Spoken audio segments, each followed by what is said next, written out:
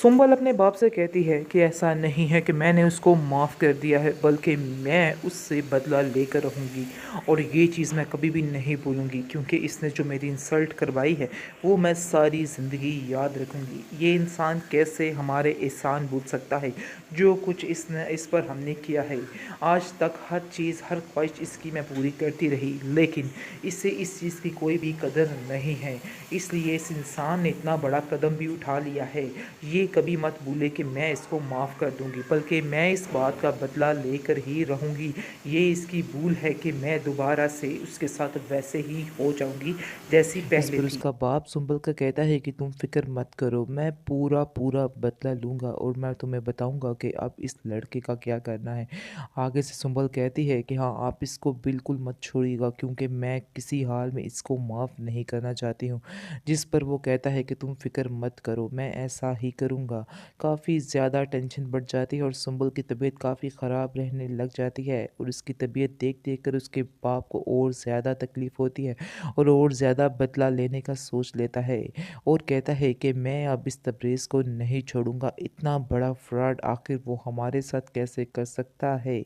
बहुत बड़ा धोखा किया है उसने हमारे साथ, इसलिए वो अपने जहन बना कर बैठ जाता है कि इसको तबाह करके रख देगा, क्योंकि उसने उसकी बेटी को रुलाया है। दूसरी तरफ आप देखेंगे कि इस तबरेज़ के घर में जैसे ही आता है तो बिल्कुल रोना पिट्टी सी पड़ी होती है और सब घर वाले काफ़ी उदास होते हैं। लेकिन तबरेज़ का बाप जो है वो तबरेज़ को कहता है कि तुम फ़िक्र मत करो और तुम अपने ज़हन से निकाल दो कि जो कुछ हुआ बहुत गलत हुआ। मैं तो पहले दिन से ही तुम्हें उस लड़की के साथ देखना बिल्कुल भी गवारा नहीं करता था, क्योंकि वो लड़की तुम्हारे काबिल ही नहीं थी। वो लड़की बिल्कुल तुम्हारा जीना मुहाल करके रख देती अगर मज़ीद तुम उसके साथ रहते।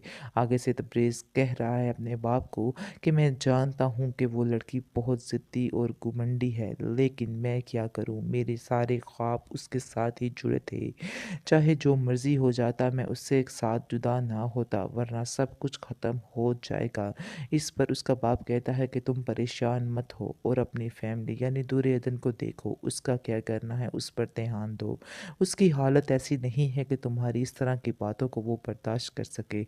इस पर वो कहता है कि मैं जानता हूँ आप जो कह रहे हैं बिल्कुल ठीक कह रहे हैं, लेकिन मैं आखिर कैसे अपने सारे ख्वाब तोड़ते हुए देख रहा हूँ और कैसे ज़िंदा रह सकता हूँ।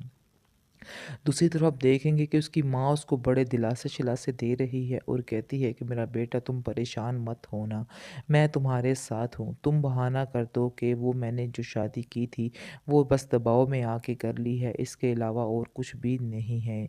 तुम कहती हो तो अभी और इसी वक़्त मैं उस लड़की को तलाक दे देता हूँ। ये सारी बातें दुर्योधन को पता चलती है तो दुर्योधन को काफ़ी ज़्यादा दुःख होता है कि आखिर उसकी सास उसके पीछे क्या रंग लगा रही है। यानी कि क्या हाल कर रही है और किस तरह से दिमाग भर रही है तबरेज़ का। लेकिन तबरेज़ ऐसा बिल्कुल भी नहीं करेगा। वो कभी भी दुर्योधन को नहीं छोड़ेगा, क्योंकि चाहे जो मर्ज़ी हो जाए। इसके बाद आप देखेंगे कि वो दुर्योधन को कहता है कि तुमने तो यही चाहा होगा कि मैं वापस आ जाऊँ और सारा कुछ ऐसा ही हो जाए। आगे से वो कहती है कि हाँ, ये तो हर कोई औरत यही चाहती है कि उसका शौहर उसके पास रहे। लेकिन मैंने ये नहीं कहा था कि आपके ख्वाब जो हैं वो कभी पूरे ना हों।